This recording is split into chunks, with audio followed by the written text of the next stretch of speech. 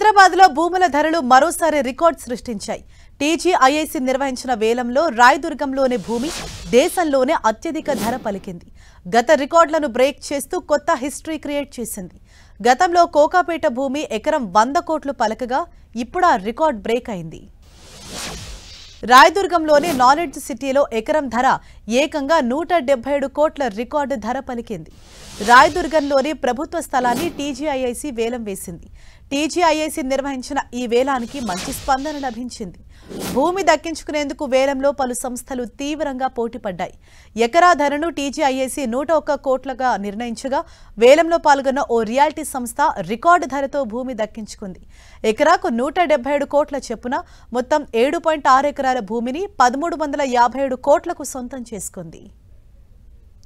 మరోవైపు Telangana housing board ప్లాట్ల విక్రయాల్లో కూడా రికార్డు ధర నమోదైంది. కుత్బుల్లాపూర్ పరిధిలోని చింతల్లో చదరపు గజం 1,14,000 రూపాయలు పలికింది. 18 ఓపెన్ ప్లాట్లు, 4 రెసిడెన్షియల్ ప్లాట్లకు వేలం జరిగింది.